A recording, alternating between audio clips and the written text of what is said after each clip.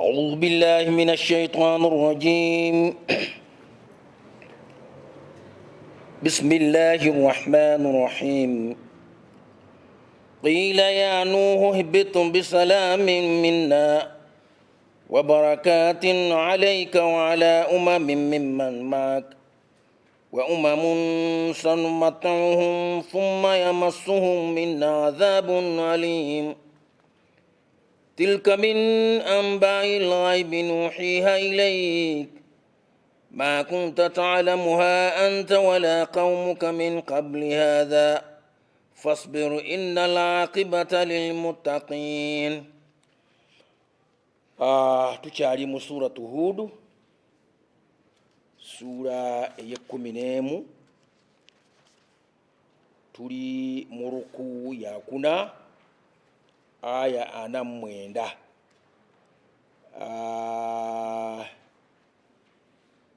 Twalabye mu aya 47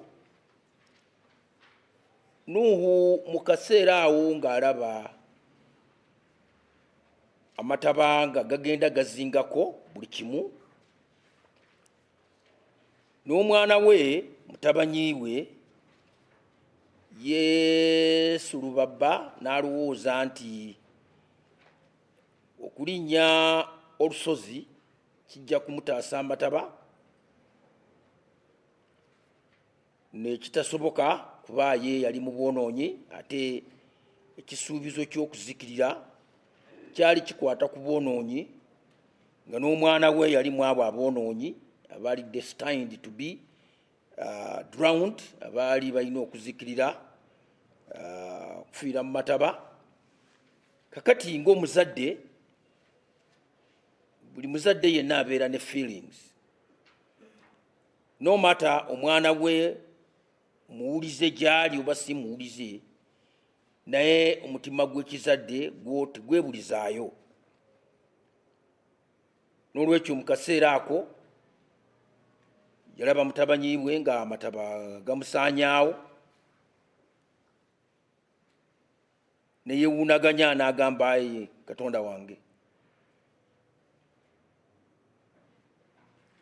omwana wange naye ndowooza abadde mu bange, naye asaanyeewo. Ekyo kiri kitya? Ekyo kiri mu aya eya 46. Mu aya ya 47 Allah n'amwanukula nti weewaawo abadde mwana wo naye tali mu bagoberezi bo, kuba abantu ba nabbi wa Katonda beebo ababa bamukkiririzaamu, noma tabagwira oba babe. Ate abo abatamukkiririzaamu niwe babeera nga balulyolwe, abo batwalibwa okubeera abatali babe. Kati mu context ya mission y'abannabbi ba Katonda, oyo atakkiririza mu nnabbi n'amujeemera aba tali mu babe, ne bw'abeera nga muntu wa lulyolwe. Katonda kumugamba nti oyo tabadde mu bagoberezi bo, ngaawe twannyonnyola ku luli abaana n'ab'ekika abamu kungulu wano bayinza okulaga nti bali naawe, naye nga munda eri bye bakola bya kukutema nteega nga tebakukkiririzaamu. Ekyo kibaawo ne mu bulamu bwa bulijjo obutali bwa ddiini. Tutera okukiraba nti omuntu abeera n'abaana be, wano banyumya bonna, naye ng'ate ebbalibbali bamusalira nkwe, okumunyaga, okumufiiriza n'okumutuusaako obulabe. Ekyo kibaawo. Kati ye Allah yategeeza Hazrat Nuh alayhi salatu wassalam nti oyo tabadde mu babo abakwagaliza ebirungi. N'amuwa n'amagezi nti tosaana ate kudda mu ndowooza efaana bw'etyo, olw'okuba omwana azikiridde, n'olwekyo ekyo kibeere nga muli kikutengula ku mission gy'oliko, ojja kubeera mu babuyabuya. Aya 48 Hazrat Nuh alayhi salam n'asaba Mukama Katonda nti neewogoma gy'oli kuba nti nkubuuzizza ku bintu bye mbadde sinaako obumanyi bwa munda, kuba n'eŋŋombo egamba nti ozaala mubiri tozaala mwoyo, gw'omubiri gw'olaba gwe wazaala, omutima tomanyi kiki gubeeramu. N'olw'ensonga eyo bw'otansonyiwe n'osaasira, nyinza okubeera mu bantu abafafaaganiddwa, kwegamba abatuusiddwako okufafaaganirwa olw'endowooza etali ntuufu. Istighfar eyo Nabi Nuhu alayhi wassalamu gye yakola mu aya eno eya 48 si kutegeeza nti yali azizza omusango. He did not commit any sin. Naye ye istighfar nammwe gye mutera okukozesa ti buli bw'olaba nga waliwo ekikusobyeko n'ogamba astaghfirullah, mutera okukikozesa. Kwegamba istighfar ey'okuba nti obadde owubiddwa ate mu Katonda n'akuyamba n'oddamu okulabuka, olwo n'oba ng'osaba Mukama Katonda okusonyiwa olw'okuwuwa okwo, si lwakuba nti oba ozizza musango. N'olwekyo eno istighfar ya Nuhu alayhi wassalamu teyali yakuba nti yali akomitize any sin, azizza omusango oba alina ekibi kyakoze, wabula yawubwa. Era it was a genuine confession nti yali tamanyi nti mutabanyiibwe emabega eri yali alina ebikolwa bye yali akola. Nga aya ya 47 wegambye nti innahu amalun ghairu salihi, nti yabadde n'ebikolwa ebitali bya kirongoofu gw'obadde tobimanyi. Kati genuinely ye muli n'abanga ekyo yali takimanyi, n'akitwala nti n'omwana we ajja kubeera mu abo abanaabeera naye. Kati Allah bw'amuwabula n'alaba n'agamba astaghfirullah, kwegamba kino kye mbadde ntwala nti mwana wange mpozi kimpemempeme bwe kiti. Kale n'ebyo n'abivaako n'asaba Mukama Katonda okumusonyiwa olw'okuwuwa okwo okw'obuntu mu butonde, kubanga omuntu tamanyi al-ghaibu, ebiba byekwese emabega w'entimbe. Hakati aya 49 qiila kyagambibwa ya Nuhu, owange gwe Nuhu, ihbit bisalamin, ka wansi mu mirembe, minna okuva gye tuli, wa barakatin alayka, n'emikisa eginaabeera ku ggwe, wala umama mimman maaka, ne ku bantu abo abanaava mu abo gwe bw'oli nabo. Umamu kitegeeza mawanga, n'amawanga aganaava mu zadde lyabo gwe bw'oli nabo. Wa umamu sanumatuhum, n'amawanga amalala ge tugenda okugasa tubawe ebyokukozesa mu bulamu buno obw'ensi, balemererwe okumanaginga their success, balemererwe okukwefuga olw'obungi bw'ebyo bye tugenda okubagabula. Thumma yamassuhum minna adhabun alim, ate oluvannyuma batuusibweko ekibonerezo ekikakali. Aya eno erimu ensonga ze tulina okutunuulira nga 3. Ensonga esooka al-hubut, okukka wano okwogerwako,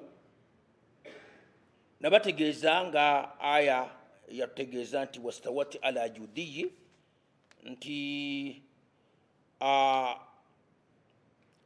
eryato Hazrati Nuhu alayhi wassalamu lyabajja, kino kiri mu aya 45, lyatumbiira ne lituuka ku kigulumu olusozi oli flat, ekitundu ekyo nga kimanyiddwa nga Judiya. Amazzi gasobola okusitula eryato eryo okutuuka ku butumbiivu obwo, hakati lyo ne liba nga litebenkedde eyo ku lukalu lw'eyo. Kati ate ekiseera kyatuuka ne kiba nga kyetaagisa okukka okuvaayo. Eryato eryo kitegereke bulungi nti Allah akozesezza ekigambo hubut ekitegeeza okukka. Okukka kw'ennyonyi nakwo kuyitibwa al hubut. Ennyonyi bw'ebanga eri kukka mu Luwarabu kiyitibwa hubut. Naye wano eryato si lyeryakka, eryato lyasigalayo. Eryato okusinziira ku historical records lyo lyasigalayo, kuba wano wansi yali terinaawo buvunaanyizibwa, yali terinaawo mulimu, lyali limaze okusavinga its course, ate waggulu eri gye lyakolera ebyafaayo. N'olwekyo it remained there, and its relics up to now can be observed in those areas. Kakati bo abantu abaali mu bo be bakka, nga bwe mbategeezezza kisozi ate nga wansi wali flat ne waggulu wali flat. Kati eryato lyagenda waggulu, kati ekiseera bwe kyatuuka nga amazzi ga subsidinze gakakkanye, kati Nuuhu alayhi salaamu n'abagoberezi be bo baakomawo eno wansi gye baali. Kati kyekyo kyetaagisa okunnyonnyoka obulungi tegereke. Ekyokubiri nti wano wagamba wa ala umami mimman maaka, nti emikisa n'okusaasira gibeere kwabo ku mawanga aganaava mu abo b'oli nabo. Basikolazi bonna, abayivu bonna, historians, abanabyafaayo bakkaanya ku nsonga eno nti population esinga obungi ey'ensi, population esinga obungi ey'ensi yasibuka mu bantu abaali ne Nuuwa mu lyato eryo. Nti world population esinga obungi esibuka mu bantu abaali ne Nuuwa mu lyato eryo.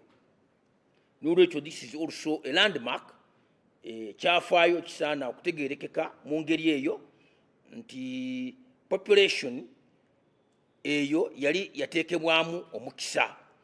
Kakati paati esembayo egamba nti wa umamun, n'amawanga amalala sanumati'uhum, tugenda kugawa ebikozesebwa ebingi,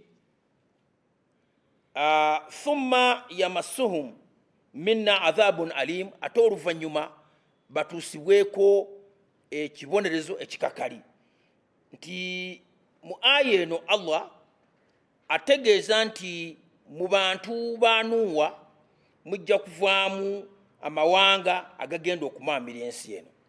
Ate Allah n'alanga n'okulanga mu aya emu eyo nti amawanga ago aganaddirira emiji gye ginaagenda nga gyeyongera, Allah agenda kuleetawo modern provision of modern means of survival, of management of their resources. Allah agenda kuleetawo enkulaakulana n'ebyobuvumbuzi eby'omulembe ebigenda okusobozesa abantu abo okwegazaanyiza mu bulamu. Mataawo kitegeeza ebintu bye mukozesa mu kweweereza mu bulamu bwa bulijjo.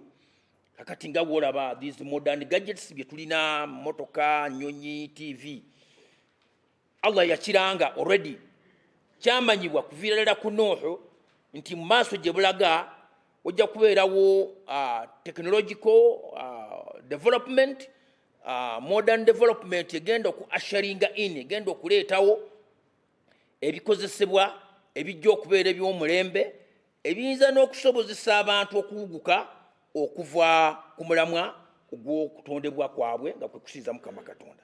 Kakati mu kudibaga ebyo Allah byaba abawadde bajja kwesanga nga bagudde mu kibonerezo nga beereetedde akatyabaga ne babonerezebwa Mukama Katonda nga emulaba ebiseera bino. In essence mu kutegeera ensonga eno tunuulira ku mulembe gwe tulimu. Omuntu bw'abanga agambiddwa nti Allah yasuubiza okusaanyaawo omulembe nga wano wagambye nga okusaanyizibwa kw'omulembe ogwo kuva mu ebyo omuntu mwennyini bye yeetuusizzaako mu buvumbuzi obw'omulembe oli ayinza okuwakana, naye fumiitiriza okuva kati okudda emabega emyaka nga 50 nga emmotoka tezinavumbulwa, ennyonyi tezinavumbulwa, modern weapons ebyokulwanyisa eby'omulembe tebinavumbulwa. Abantu bameka abaafanga abatuusibwangako ebisago olw'ebintu ebyo kuba tebyaliwo. N'olwekyo rate of death and accidents yali ntono nnyo, naye w'ofumiitiriza ennaku zino mu nsi yonna oba katugambe mu Uganda yokka, olunaku olumu abantu abafa accidents eziva mu ebyo eby'omulembe ebikozesebwa motoka, pikipiki, bugaali, byuma bino eby'omulembe ebigayiza abantu naye abavubiridde mu mazzi mu maato, olunaku olumu kumpi benkanankana abantu abaafiiranga mu ntalo ez'edda okumala omwaka mulamba, just olunaku lumu wano mu Uganda mwokka. Kati bw'ofumiitiriza ensi yonna abantu abafa olunaku olumu nga okufa kwabwe kuli connected ne modern gadgets n'ebikozesebwa eby'omulembe, gamba nga motoka, ennyonyi, amaato, ebyuma eby'enjawulo, abafa olunaku olumu kwegamba benkanankana ng'oggyeko entalo, sooka oggyeko weapons ebyokulwanyisa eby'omulembe, naye ŋŋamba bino ebikozesebwa ebya bulijjo. Motoka negwa ku accident bande bafa, ennyonyi negwa ku accident, eryato ne ligwa ku accident, ekyuma ne kitabuka, masannyalaze ng'ago ne gookya abantu. Abafa olunaku olumu bayinza okwenkanankana mu mirembe egy'edda ng'ebyo tebinavumbulwa abantu abaafanga mu myaka 100 nga bafudde ebisago eby'enjawulo, kubanga ebiseera ebyo mpozi abantu balumbibwanga natural consequences ebyo wildlife nga ebisolo empologoma emugajambudde, naye nga si ye death eryawo erina high rate okufa kwa mu bungi. Mpozi n'entalo ze balwananga, those were skirmishes, bagenda okulwanagana bitalo nga bakozesa byakulwanyisa ebiri simple wafayo abantu babiri abaane bagendera ku bisago ne bigwera awo.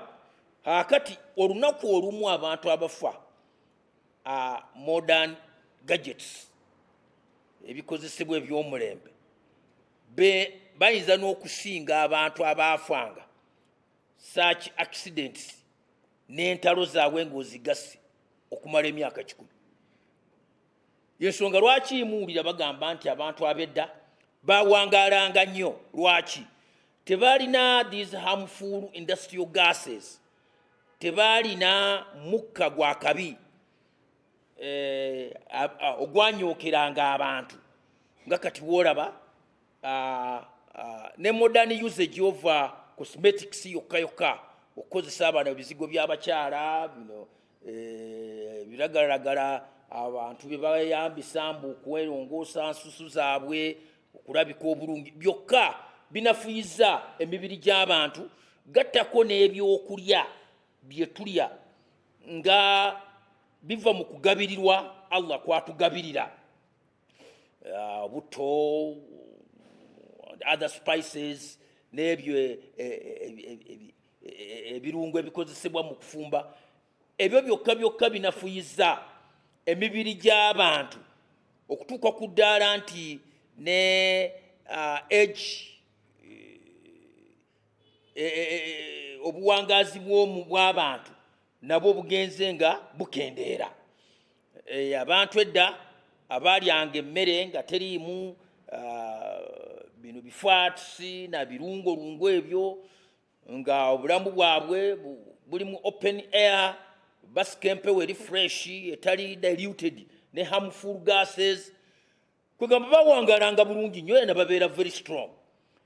Kaakati ogenda n'olaba nga bwana buto kakyali kato, tusanga kaana akato bakasibye enviiri, olwo bakanywedde obwongo, bali kunyoola kaana kawala kato mwaka gumu myaka ebiri munako bakasibye enviiri, kugamba ne batamanya nti bali ku stretching already olususu lw'omwana olw'okubwongo, which would affect the function of the child's brain, kubanga mukimanyi bulungi nti enviiri ezo is a result of some dying cells. Hakati cells ezo bali kuzikaka zibeere nga ziproducinga enviiri at a faster rate nga n'omwana akyali muto. Kwegamba ebintu ebifaanana bwe bityo nibwisanga nga omwana agenda okula nga yenna yayenjebuse dda obuwangazi bwe, ogano n'olabanga tebasukka myaka giri awo, awangadde emyaka 8, oyo nga bamukubira enduulu atuuse mu 10 nga awandikibwa mu Guinness Records nti awangadde kinene nnyo. Naye ng'edda basajja abaawangalanga myaka 15, myaka 12 nga akyali musajja ddala oba mukazi ddala ng'akyatwaza. Akati kye kino Allah kyagambye nti n'emigigi egigenda okuddako gigenda kuweebwa ebikozesebwa. Akati mu kukozesa ebikozesebwa ebyo obubi bajja kwereetera ebizibu okukakkana nga bali mu bibonerezo ebitagambika. Zino zikansazi ze muwulira teziva wala, ziva mu ebyo bye tukozesa, concentration of certain chemicals mu mibiri gyaffe, kuva mu byekulya, byetunywa, omukka gwe tussa, bintu bye tutambuliramu, ebyo byonna bikozinga multiplicity of cancers ez'enjawulo, ebirwadde bya kokolo eby'enjawulo. Kakati ebyo byonna ndi kubyogera siri kukoona ku byakulwanyisa eby'omulembe omuntu byazudde biddeka busa. Oba otunuulidde oludda lw'ebyokulwanyisa, kwegamba ebyokulwanyisa ebikozesebwa ennaku zino n'abantu engeri gye batirimbulwa ku lw'ebyokulwanyisa ebyo nga bikozesebwa mu lunaku lumu mu nsi yonna, ng'abantu bakweyambisa weapons and firearms ez'enjawulo, bombs etc. Olunaku olumu abantu abafa benkanankana oba basinga n'abantu edda abaafanga mu ntalo zaabwe ze baakozesanga crude weapons mu bbanga erisukka emyaka 10. Nti olunaku lumu abantu abafa today nga beeyambisa ebyokulwanyisa nga bayitira mu byokulwanyisa ebyo ebikozesebwa, olunaku lumu omuwendo gw'abantu abo gusinga abantu abaafiira mu ntalo ezedda okumala emyaka 10. Nga ffe abantu abo tubatirimbudde olunaku olwo lumu mu mulembe guno, ng'abedde okuweza omuwendo ogwo kyetaagisanga wabeewo entalo emyaka 10 oba n'okusukkawo, bulyoke bagambe nti abantu omutwalo mulamba bafudde. Naye ffe olunaku olumu abafa bayinza okuba nga basukka mu mitwalo ne mu mitwalo. Kyekino Allah kyayogerako nti yes, tugenda kubawa ebyokukozesa ebyeyambisibwa mu bulamu gye bujja, naye ate mu kubigabalabanja bajja kwesanga nga batuukiddwako ekibonerezo ekikakali. Aya 50 negamba tilka min anba'i lghaibi nuhiha ilaika, nti ebyo byonna bye tutotodde biri mu mawulire ameekusifu ge tutegeezezza. Nga kati mukimanyi bulungi myaka 14 egiyise. Who could imagine, ani yali asobola okuteebereza nti ensi egenda kutuuka ku kukulaakulana okuliwo kaakati, ate enkulaakulana ebyo efuukira omuntu ekizibu? Myaka 14. No one could imagine like that. There wasn't even a single engine. Tewaliwo fire engine yadde n'emu mu biseera ebyo. Entambula yaabwe yali ya bisolo oba kusindika bigaali, endya yaabwe, enywa yaabwe, ensula yaabwe, enyambala yaabwe yali bwetyo 1400 years ago. Naye laba mu myaka gino 300 okuva kati okudda kw'emabega, enkyukakyuka ezzeewo ekyusiza ebyafaayo byonna.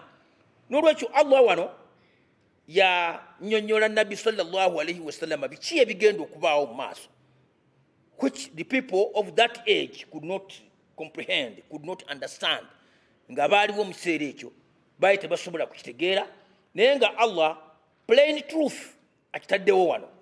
Kati kino kyagamba nti ekyo kiri mu byama ebikusike bye tukubikkulidde.